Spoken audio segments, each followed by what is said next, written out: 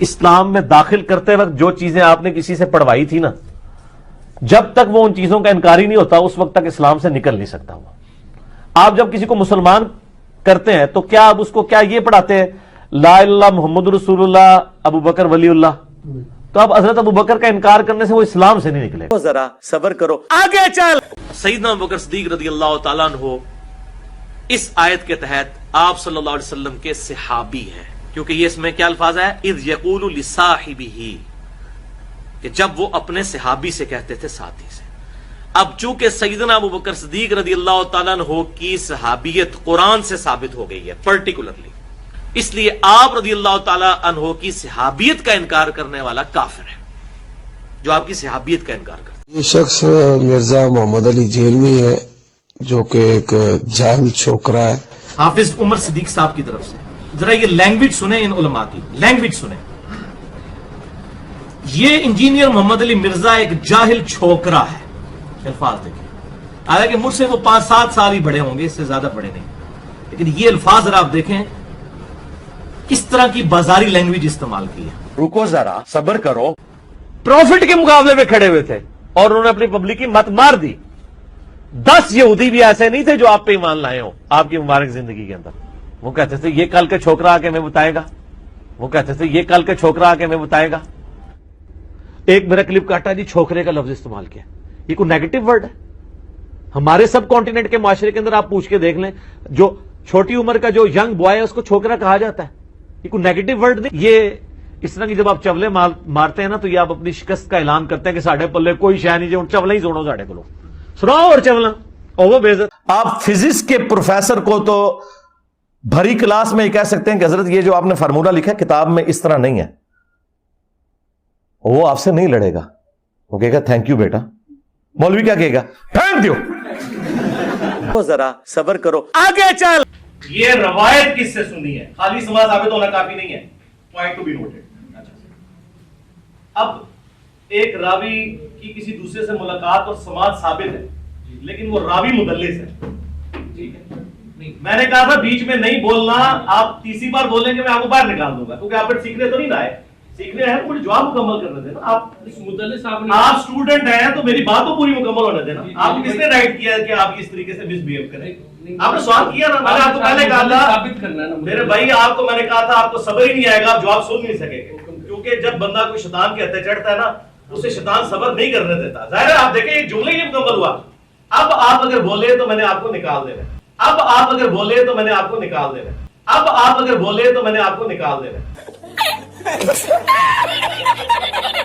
یا پھر اینڈ پہ جب زیادہ غصہ آئے گا نا، آپ ذرا کمرے میں تشریف لیں۔ واہ واہ، اللہ دے بندے ہو، تقریراں کر دو باہر اوپر مجمع، سوال پوچھنے سے کمرے میں تشریف لیں، کوئی جواب ہی نہیں آتا ہوتا، اور کمرے چ نہ جانا، مہربانی کریے۔ انہوں کو تقریر باہر کی تھی جنا تے جواب بھی باہر دو گے۔ ذرا صبر کرو، آگے چل۔ کوشچن نمبر 2 ہے مظفر اختر صاحب کا، وہ پوچھ رہے ہیں حضرت عمار بن یاسر رضی اللہ تعالیٰ اور حضرت عثمان رضی اللہ تعالیٰ عنہ پہ سب کیوں کر رہے تھے، وجہ کیا تھی، اور کسی پر سب کرنے کے بارے میں قرآن میں کیا حکم ہے؟ دیکھیں یہ جو سوال ہے، ویسے تو اس طرح کے سوال ہم لائیو سیشن میں لیتے نہیں ہیں۔ اچھا، میں نے آپ لوگوں کو منع کیا ہے اس حوالے سے، اور جنہیں اس حوالے سے کوئی تحقیق کرنی ہے وہ جیلم تشریف لیں، اور اگر وہ جیلم نہیں آ سکتے تو لہٰذا ان کے لیے پھر کوئی اتنا بڑا مسئلہ نہیں ہے کہ اسے ایڈریس کیا جائے۔ جی نیکسٹ۔ کہ حضور کے امتی، حضور کے صحابہ کے گھوڑوں کے قدموں سے جو خاک اڑے اور گھوڑے کے نتنے میں بیٹھے، جو ایڈی لمبی تو ایک کہانی بنا کے انہوں نے دیتی ہوئی ہے، نہ قرآن لکھی نہ دیسی کولوں بنائی ہوئی۔ یہ نہیں کرتے رہے آپ لوگوں نے بچپن سے نہیں کہانی سنی، حالانکہ یہ کوئی آیت حدیث نہیں ہے، ایک کہانی چل رہی تھی اور انہوں نے یہ بات کی۔ ہم نہیں اس کے ساتھ ایگری کرتے، بالکل کوئی ایگری نہیں کرتے۔ کیوں جی؟ گھوڑے کے قدموں کی خاک کیوں؟ بخاری مسلم میں حدیث ہے سب سے زمانہ بہتر میرا ہے، پھر میرے صحابہ کا، پھر تابعین کا، تبع تابعین کا۔ آپ صحابہ کرام کے گھوڑے کے قدموں کی خاک کے ساتھ تو نہ اسے کمپیئر کروائیں۔ آپ کے صحابہ کے بعد تابعین ہے، پھر تبع تابعین ہے، اور یوں سلسلہ چلتا ہے۔ یہ بات کریں، گھوڑے بیچ میں کہاں لے آتے ہیں یار؟ کوئی عام گھوڑا بھی کسی مسلمان سے افضل نہیں ہو سکتا. کسی صحابی کا گھوڑا بھی مسلمان سے افضل ہوگا. مسلمان کی تو حرمت ہے, ایمان والے کی تو حرمت ہے. جانوروں کو آپ انسانوں سے اوپر لے جا رہے ہیں. اور پھر ذرا صبر کرو, آگے چل. جی یہ ابن مبارک رحمہ اللہ کا قول صحیح سند سے ثابت ہے. یہ ایک مفند صاحب بھی وہ بتا رہے ہوتے ہیں کہ حضرت عمر بن عبدالعزیز رضی اللہ تعالیٰ عنہ کے بارے میں کہ وہ کیا امیر معاویہ سے افضل ہیں, تو انہوں نے کہا نہیں, ہاں جی یہ ابن مبارک سے پوچھا گیا تو انہوں نے کہا کہ جو جہادیں کی ہیں انہوں نے امیر معاویہ نے, اس گھوڑے کے اوپر جو خاک لگی ہے اس خاک کے ایک ذرے کے برابر بھی نہیں پہنچ سکتے عمر. ٹھیک ہے, میرا بھی یہی موقف ہے. ٹھیک ہے, میرا بھی یہی موقف ہے. ٹھیک ہے, میرا بھی یہی موقف ہے. اچھا آپ سمجھ رہے ہو کہ میں ایکٹنگ کرتا ہوں, مجھے جینوئنلی کوئی غصہ نہیں آتا, اور میں اس کے اوپر اپنے آپ کو کریڈٹ نہیں دیتا. اللہ تعالیٰ نے مجھے ایسا کر دیا ہے الحمدللہ کہ مجھے واقعی کوئی غصہ نہیں آتا, ایک رتی برابر نہیں آتا. بلکہ میں بعض اوقات تو اپنی ہنسی بڑی مشکل سے کنٹرول کرتا ہوں. ذرا صبر کرو, آگے چل. میری طبیعت بالکل ڈیفرنٹ ہے. مجھے کوئی بندہ چھیڑتا ہے نا, میں اس کو چھوڑتا نہیں ہوں چاہے جو مرضی ہو جائے.